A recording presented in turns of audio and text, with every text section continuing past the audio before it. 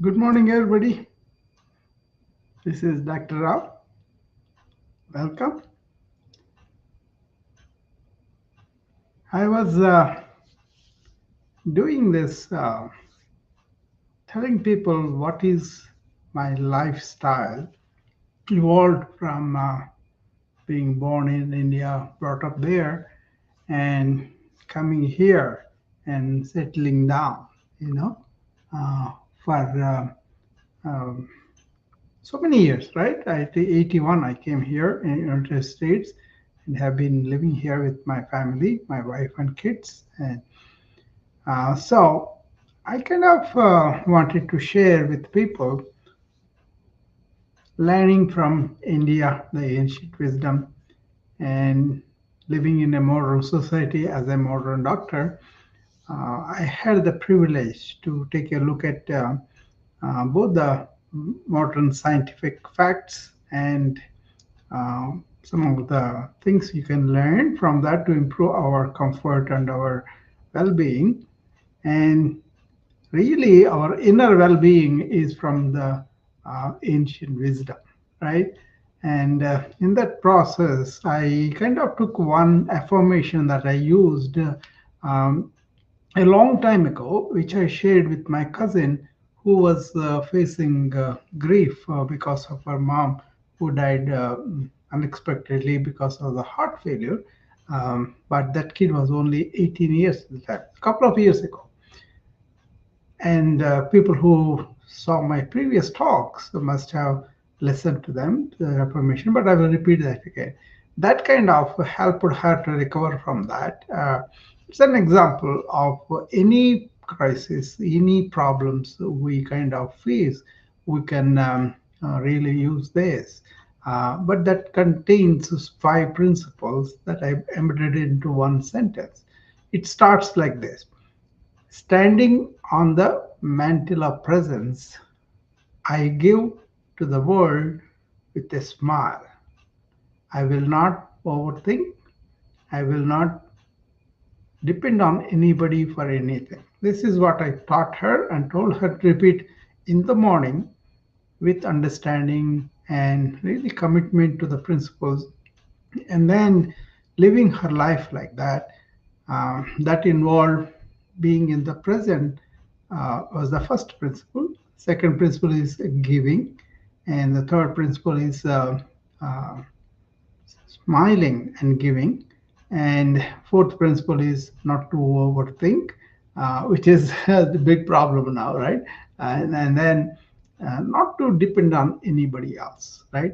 So she kind of adopted those principles, and being in the present really worked for her because she was able to really focus on what she needs to do and not really dwell on her recurrent feeling of loss and recurrent of sadness and missing her mom and all that. So she was able to focus more on what she was doing, and that helped her to get over that grief a little bit. She never forgot her mom; she was loving, but then at the same time, she knew her mom wants to continue her life, right?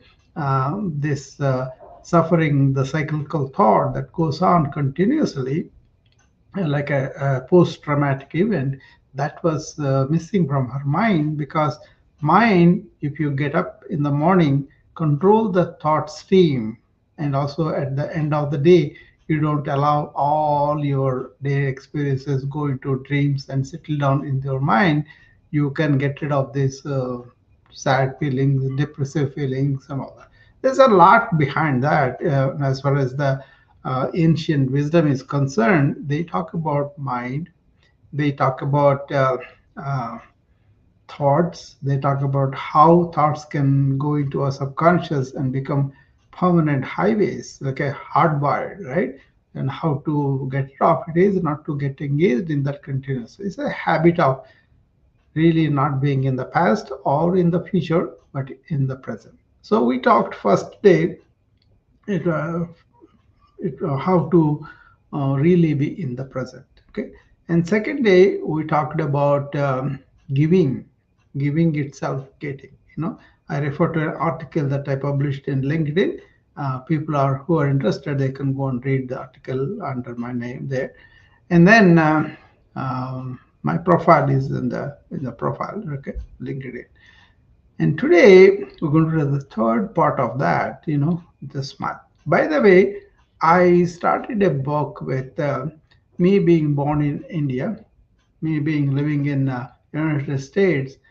I kind of understood being a global citizen is practical and important for us to be, instead of identifying with any particular country, because the world has become one. Even now, see, on these platforms, we can talk to each other from different countries. I talk to people from different European countries, Japan or Singapore, or India, of course, Canada, any of the other countries. I'm able to talk to them directly or indirectly, right?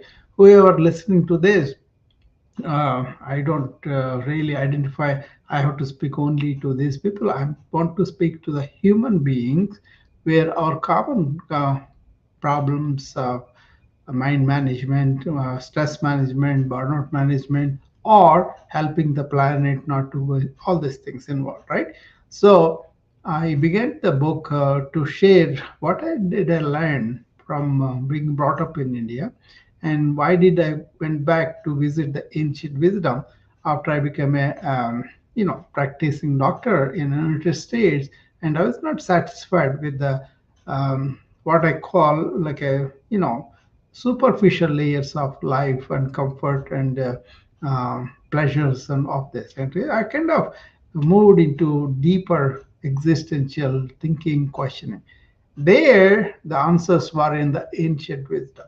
That's why I'm humbly presenting whatever I learned in terms of how do I take care of my body, how do I take care of my mind, how do I really go into real spirituality, not the religious, all these celebrations. They're okay, but they don't give you deeper meaning. If you want to go into yourself and find out, that is what the ancients did. They were inner, mind turned inward, and then they really uh, got with a lot of insights. I think we could very well use in this modern times.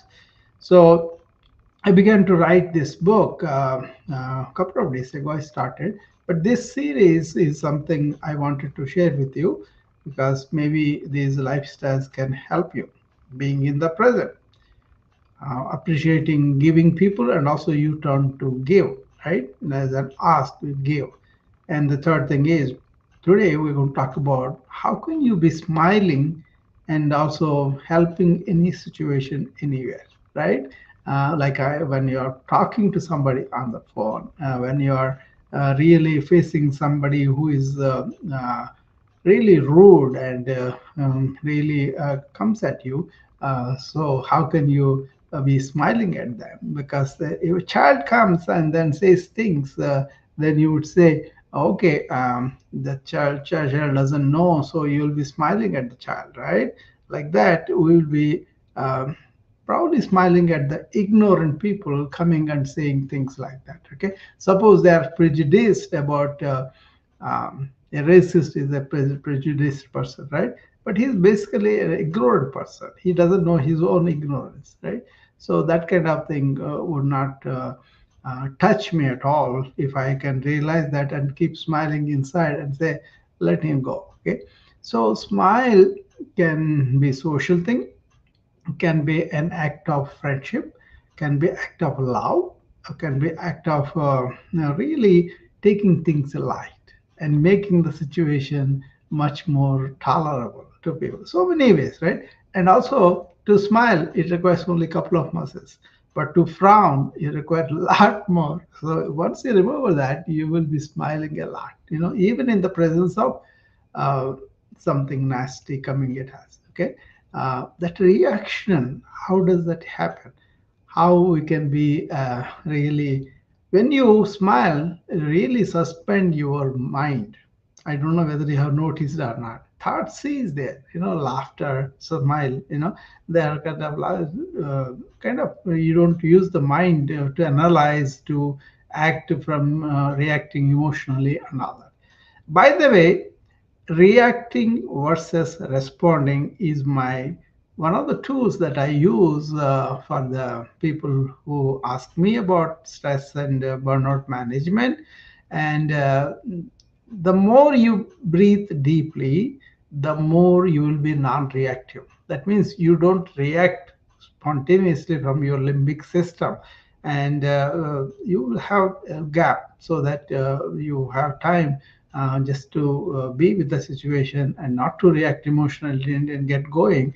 Instead, you kind of hold on to that, and then you'll act more wisely, probably, right? So there's also a lot of neuroplasticity has come. There are a lot of explanation about limbic system reaction versus higher mind, higher brain response, because that is more discriminatory, right? Even in yoga, they have these two terms, what's called manas, which is that limbic system, and basic intuitive, instinctive system, not intuitive, instinctive. Whereas intuitive and really not going, the first impression is a higher mind, elevated mind, right? Or expansive mind. These are all possible if you have spiritual expansion, like you are accepting everybody, like you are acting like we're all one family. That kind of expansion was there in ancient wisdom, right? So smile when your thought arises, and when you have a gesture of friendship and a gesture of tolerance is a very good thing to cultivate. There is actually a laughter yoga. So if you look at the laughter yoga, they begin to laugh in the morning or whatever, and that action of laughing kind of helps them emotionally and kinds of help them hormonally too. So try that. Just go to the bathroom in the morning, look at yourself in the mirror, and start smiling, start laughing loudly, without anybody seeing. Or if you want to do it with your family members, that's fine. Then just laugh for the sake of laughter.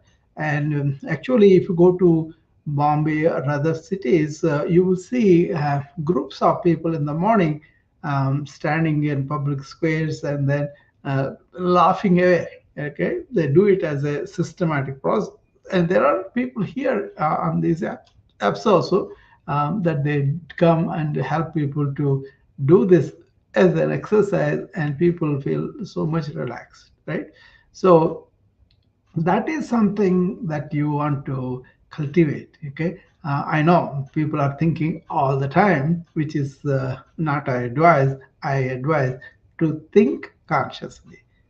So what do you do the rest of the day? Just be in your awareness of what is going on, what is the present, what is happening here, instead of reacting from your old conditioning or whatever personalities that you have developed. So it is very easy to be in the present and to be aware, and then use thought only as needed, and most importantly, ending the thought after the whatever act we are doing.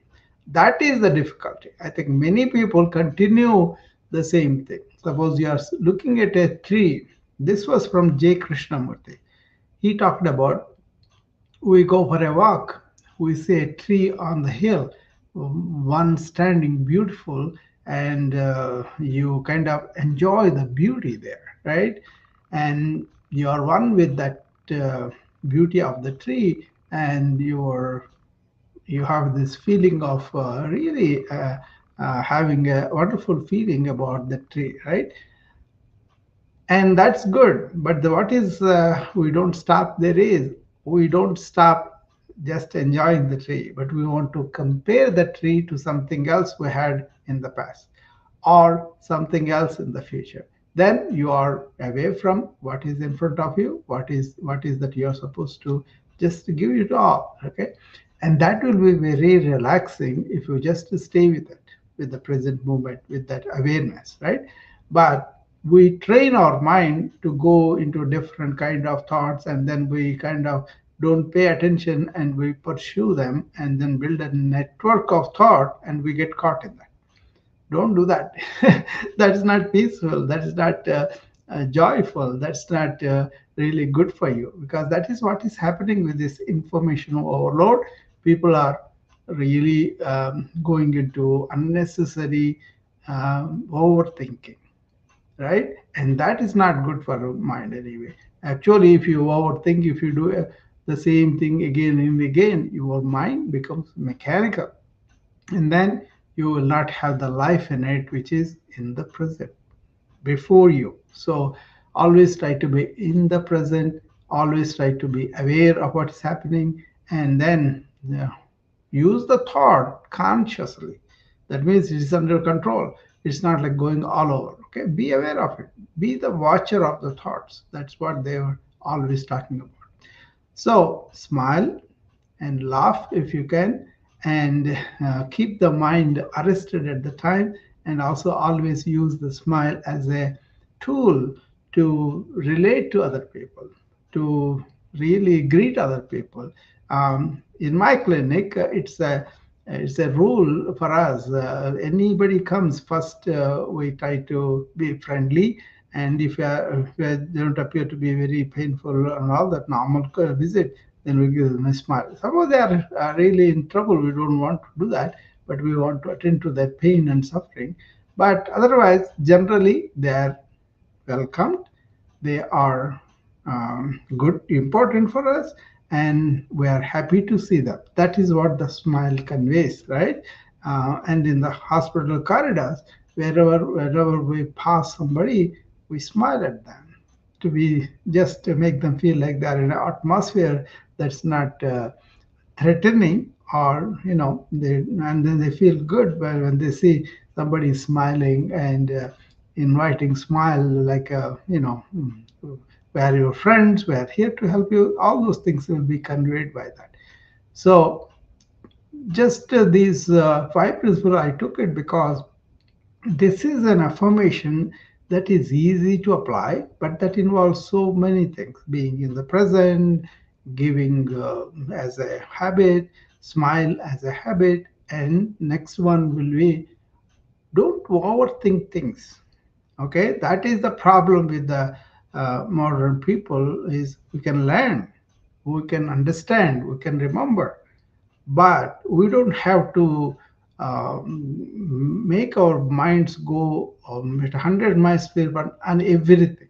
That's what's happening with this 24-hour news and TV and all that. What they are doing is they are presenting all the data, but you have to discriminate what is important for me, and why should it be influenced by their commercialism, their advertisements, their they want our attention. Basically, they are not giving anything free, and they use devious ways to get our attention, and so that we can buy their things. Okay, so I think many of us fall for that. I have fallen for that, but then once I realized this is so, I can really brush it aside. I will only call the people that I want to. I will only reach the people I want to.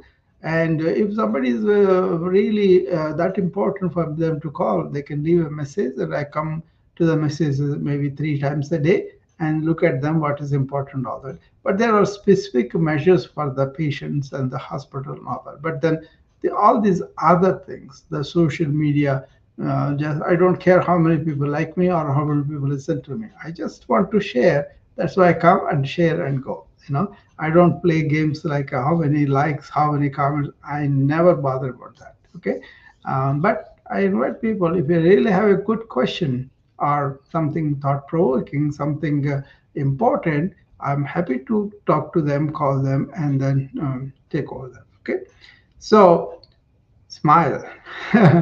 Always smile. When you are smiling, your mind goes into arrest. Kind of a brief pause of the thought activity. That is very important for us because we are always thinking, always thinking, thinking, thinking. Is that natural, or to be silent is natural? Find out. Go into that question. You don't have to be like a um, see a black cat in dark room. That's what happens when we are only thinking. But the thinking leads to insight, then implement that insight. Like I said, smiling, when you are smiling or laughing, your mind is not really working on. It's more like a still, and that stillness is very good. Humor works, that's why. Because if you take them stage too serious and you're going, somebody uh, humor uses to lighten the situation, then all the stress will be. Example was Ronald Reagan was shot and bullet was closely missing his heart, right? And he was taken to the operation theater, and there were several doctors around him, and they were all very tense, very worried because they have to operate on the president, right? And they were kind of, have their own tension and all that. Then Ragan looks at them and then says, I hope you are all Republicans. And then everybody burst out laughing and their tension went down. So humor has such a powerful effect on us. We love that, right? I love to see the comedies. I love to smile and laugh and all that. But smiling also has other spiritual meaning, where when you look at the world and the entire happenings like a play, like a you know uh, drama, or like a just a movie, and then you kind of laugh at it or smile at it, like a, okay, this comes and goes. We were born, we are died, and then we come back, like that. So in ancient wisdom, they talk about, you suppose you are the actor coming into the world, and all that you are playing is that actor, but you are separate, you are watching that actor. That kind of thing also has, then it will bring you a smile to you. Okay, let it happen, let it go. You don't expect everything to be perfect, but as it happens, you take it, and that gives you a resilience to face what is happening. Somebody said, what is sacred. What is, whatever the situation, whatever the conditions, whatever weather, whatever it is, what is, don't expect to be something like before, or don't expect to be in your dreams what you want to be. But what is as it is, and you perceive that, that is sacred. So whatever is sacred, then you stay with it, and then you go and resolve that problems or whatever, right? Actually, you are saving a lot of thought power or a lot of energy from thinking about the past and then the future. Think about the past to learn the learned lessons, but don't go and live in the past emotionally. That is the problem, right? And don't go and always thinking of something going to happen in the future about a worry, right? Anxiety or danger. Don't imagine them. When they come, you have that energy to deal with them. That is the essence of what is sacred. Okay, so that's about what I want to tell you about the smile today. I can go on talking about this, but I hope what I said about how do I bring in ancient wisdom in a modern society where I'm living with modern facilities, but at the same time understand the limitations of all these if I don't go inside of myself, understand who I am, what I am, and all that, right? That's why ancient wisdom is the base for me, and living this life according to simple things, simple, but I don't want to make myself dependent on the modern amenities or modern comforts and all that. That's the different matter. But basically, I am more peaceful, more happy inside, more content inside, because I had the visions of the ancients looking inside with meditative awareness, now I don't just understand, I live it. I live their insights and I'm very grateful for them. And I don't have any habits that I should be worried about. I don't feel lonely at all, and I don't feel bored at all. And actually, there's a current of silent joy. Once you understand what is our movement of thought, how that is can be watched, and we become the witness of our thoughts, witness of our emotions, and they don't have so much no theories, no philosophizing, no psychologizing, nothing, just being the present, what it is. And that gives me a lot of stability and what do you say about equanimity? Equanimity in distress, in challenging situation, because I get a lot of challenging situation, especially as a doctor, right? And also as a friend, as a family member, I get so many things, right? I have to deal with people, you know? And then once we understand the inner nature of ours and staying there, that is not only existential, but also it is the consciousness, it is the bliss or blessed state or blissful state. Don't have to believe anything, but just understanding yourself by questioning everything. That's where I like ancient wisdom is existential issues. Who are we? What are we? Where did we come from? What happens after death? What is death? And what is the suffering? Or is there a solution for suffering? These are existential questions that ancient looked at much deeper way than all the psychologists, all the philosophers, all the modern scientists put together. Okay, that's why there's so much valued. And neglecting that is not taking an interest like a scientist, not an interest like a philosopher, and looking at those insights that they found by themselves by going inward is important, I think. You know.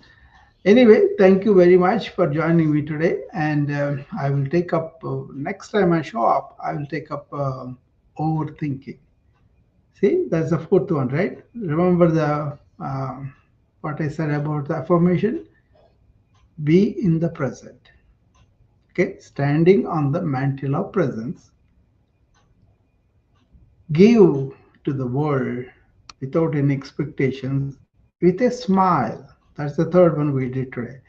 And don't overthink. Think, but think with insights. Think properly, and then don't overthink. And don't expect anything from anybody. Then you become psychologically independent. Then you become more a source of relief for other people, not you are asking anybody. So everybody can be psychologically free like that. You know, that's something I really admired about the ancients were they were not sold for the things, for the rewards, or for threats or anything like that. You know, there was a story of this famous. He was known as a genius. His name is Chanakya. You know, do you know corporate law, corporate administration? They all refer to his great book called Ardhashastra. Okay, if you have a time, you can take a look at it. And there was a lot of management books written on that, right? So he was what they call Sarvasanga Parityagi. That means he has sacrificed everything. He doesn't mean anything, all these all earthly pleasures or earthly powers or recognition, none of them matter to him because he has landed up in his own inner rich diamond like presence, right? He's in that, so he doesn't care about anything.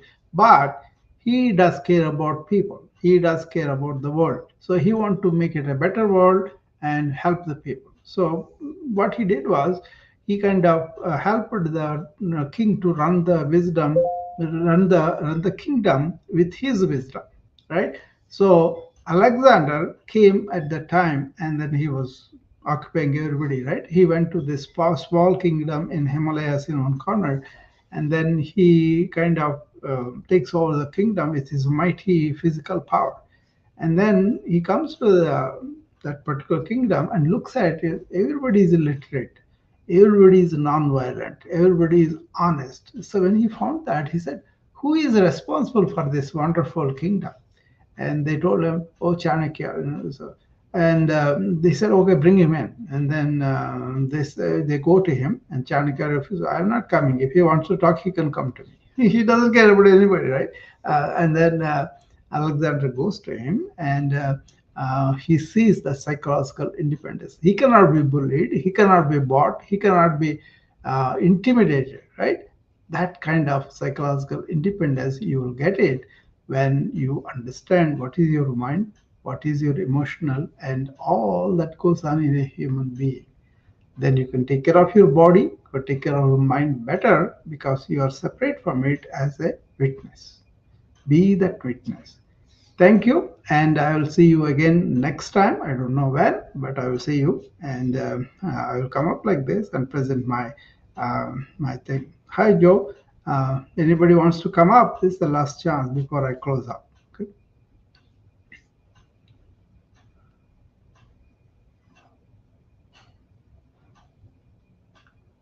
Okay, I'll see you next time.